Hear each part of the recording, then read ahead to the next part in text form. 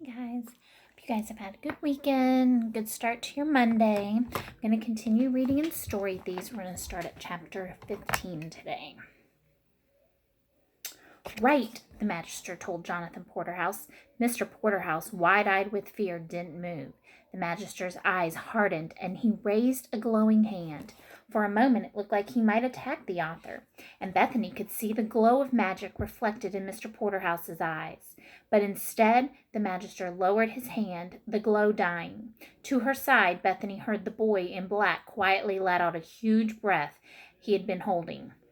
"I have no desire to hurt you, Jonathan Porterhouse," the magister said. He gestured, and the author began to sink into the floor. Mr. Porterhouse's face contorted like he was screaming, but no sound came out, given that he still had no mouth. "At least, not if you are innocent in this," the magister continued. "If innocence is indeed a possibility. Consider your choices here, as I shall consider mine." Mr. Porterhouse sank out of sight, his mouth reappearing, just in time for his scream to be cut off as he disappeared, and Bethany shivered.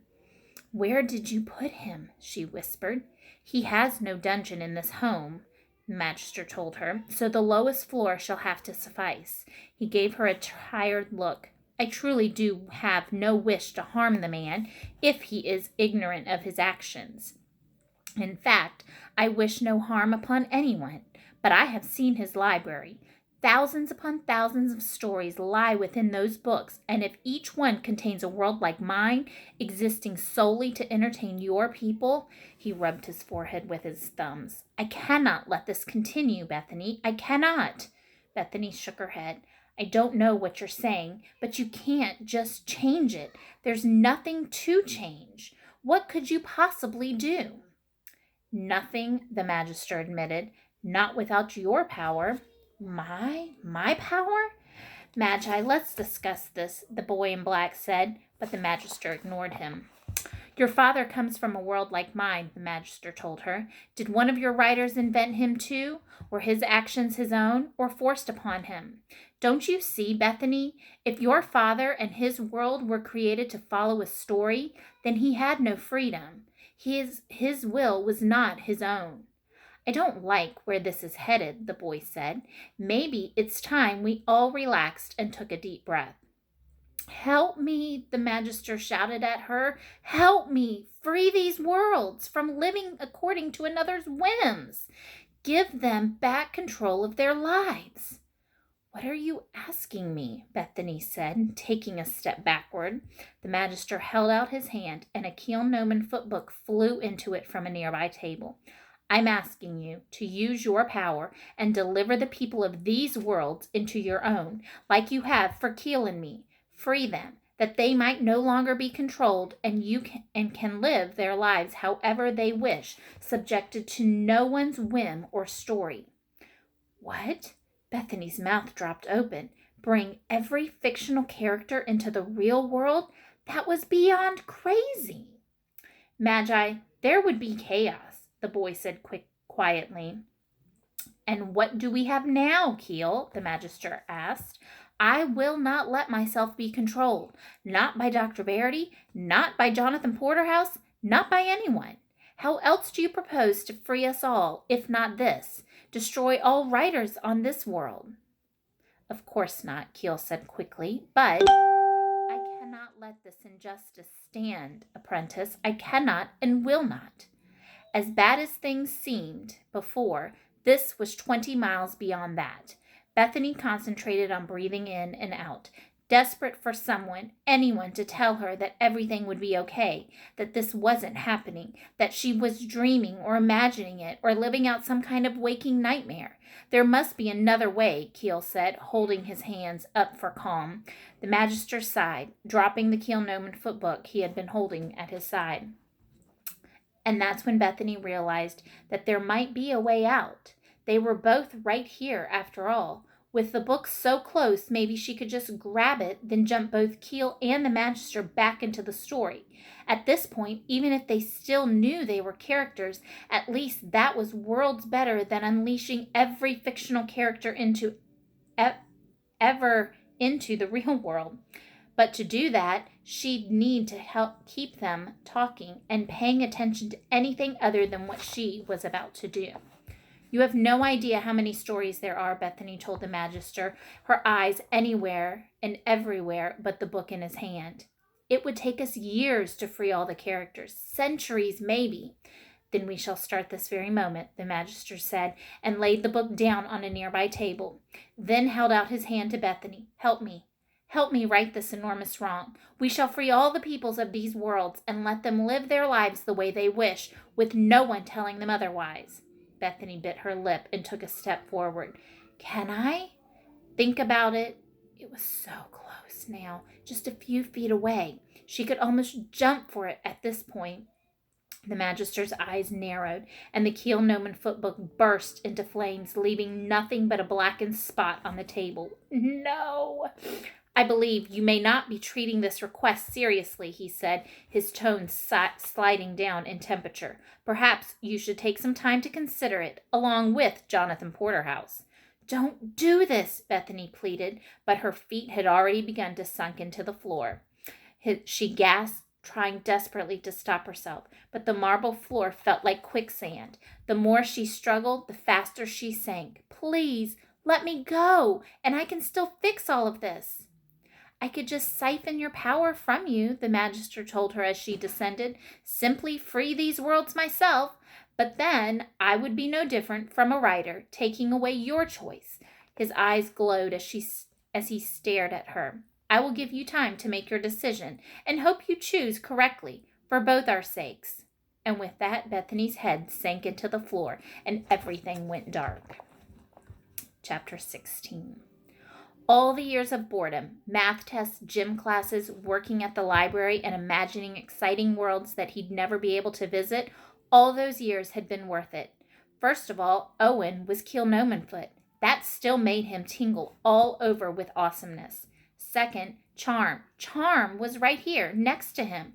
Well, pushing a cabinet into the spot where the door had been previously with her super strong robot arm, but still close enough.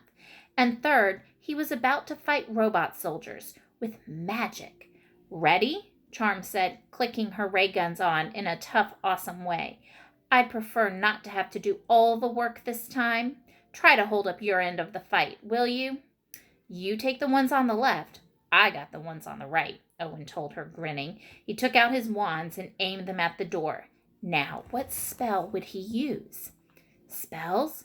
Uh-oh, he didn't know any spells yet.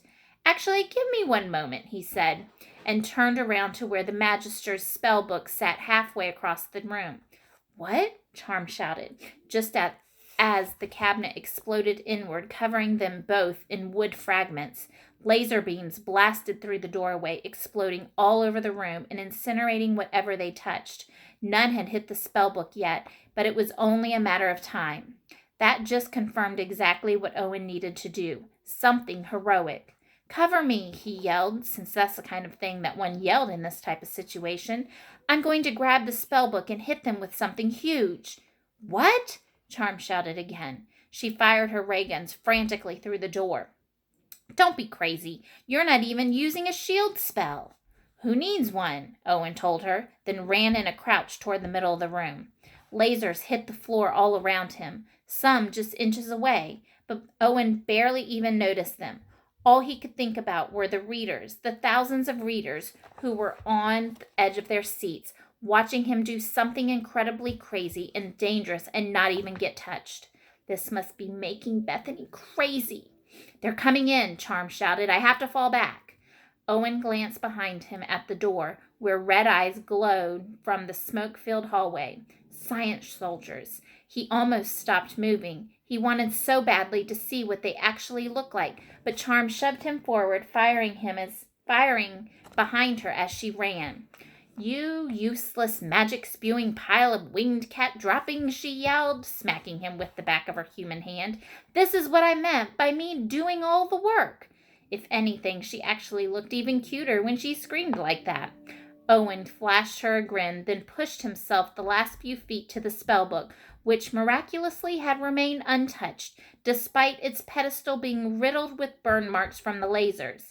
He yanked the book down and held a hand out over it, just as Keel had always done. Give me a powerful and impressively cool spell to use on the robots, he thought. A golden glow flooded through his body, like chicken noodle soup when you were sick in the middle of winter. Owen almost gasped. It just felt so right. All his life he'd been waiting for something like this, and finally it was here. Stand back, he told Charm, then stood up in the middle of the laser fire. Science soldiers, I will return thee to the metal pits from whence you came. Are you insane? Charm hissed, yanking at his cloak to pull him down. Insanely awesome, he told her, then winked. Keel always winked. 5 science soldiers entered the room, their lasers firing everywhere. For just a second, Owen stopped to marvel at how cool the robots were. They'd evolved throughout the series, just starting out as just plain metal human-like robots, but by book 2, Dr. Verity began inventing new types. There had been the science spies, who looked exactly like humans, and the science police, metallic robots in uniforms who stood on every corner of every Magisteria town in Book 5, watching for any hint of magic or rebellion. But these were science soldiers, the most dangerous of them all. Their entire bodies were weapons, bombs, ready to explode as a last resort, taking out anything nearby. Their arms were basically laser rifles with hands, those hands each holding more laser rifles. And their eyes could see through anything but metal, scanning constantly for magical energy. Honestly, they'd have been actually pretty scary if Owen hadn't known they'd never managed to hit either Keel or Charm in any of the 6 books so far. I've got just the thing for you, my friends, he told them, raising his hands. A little spell called Explosion of Fiery Greatness. You said that was too powerful, Charm hissed from right beside him. You'll kill us both. I've got this, Owen told her, then ran through the spell in his mind. Hope you like your explosions enormous, he shouted at the robots, the spell's energy coursing through him. He raised his hands, then released the power straight at the robots. And then everything exploded into fire and chaos and awesome. We're going to stop there today.